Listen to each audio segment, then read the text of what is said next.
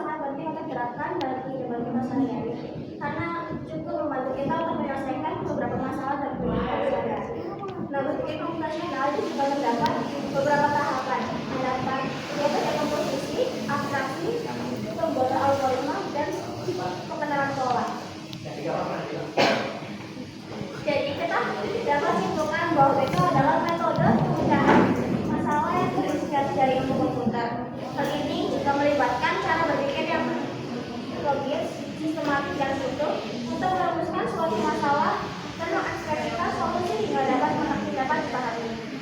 Descartes juga dapat didefinisikan sebuah cara pemecahan masalah dengan cara berpikir sebagai seorang pemrogramer, meskipun tidak selalu melibatkan pemrograman.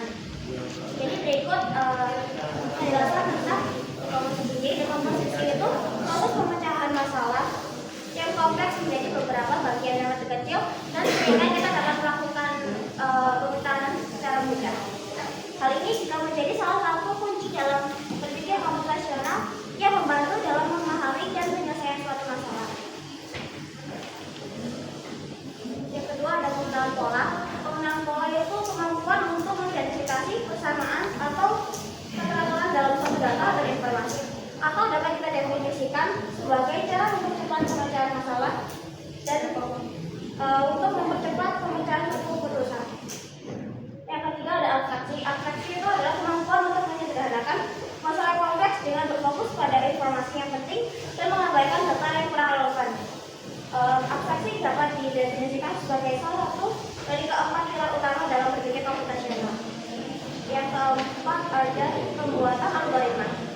Pembuatan algoritma itu adalah proses perancangan langkah-langkah sistematis dan terstruktur untuk menyelesaikan suatu masalah. Algoritma juga dapat didefinisikan untuk urutan dari suatu langkah-langkah yang jelas untuk mencapai suatu pada masalah.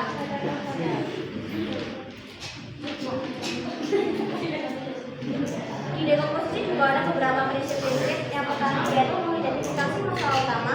Yang kedua itu memahami hubungan antar bagian. Yang ketiga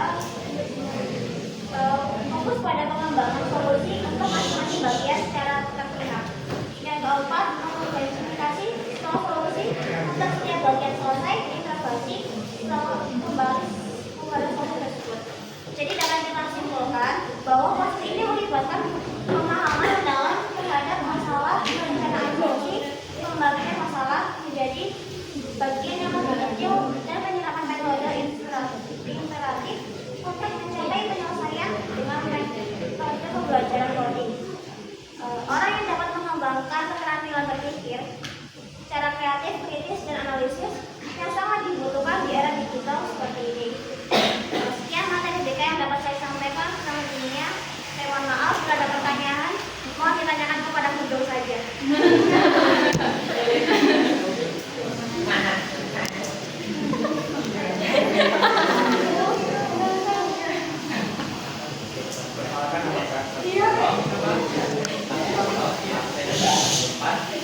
Ini saya akan menerangkan mengapa dekomposisi, pola, abstraksi, dan algoritma dianggap sebagai pilar utama dalam berpikir komputasional dan bagaimana keempatnya saling berkaitan dalam menyelesaikan masalah kompleks pembangunan, menjelaskan dan berpikir algoritma.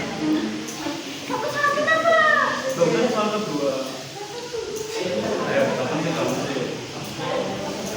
Jadi kenapa bisa dibilang seperti itu? Karena keempat tahapan tadi itu membantu kita untuk melakukan penyelesaian terhadap satu masalah tersebut. Yang misal kita tuh mau menyelesaikan satu masalah tapi kita nggak kayak nentuin aja kita mau gimana gitu. Kalau kayak kurang memahami ya. Saya Direktur Ramadan ingin bertanya tentang berpikir komputasional. Menurutmu apa kelemahan besar dari berpikir komputasional jika diterapkan dalam kehidupan sosial yang penuh dengan emosi dan nilai-nilai kemanusiaan? Baik, silakan dicari di Google.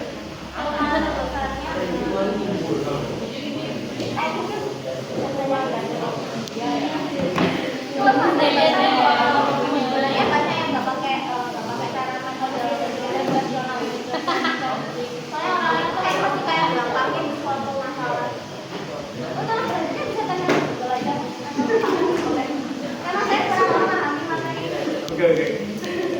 Kayak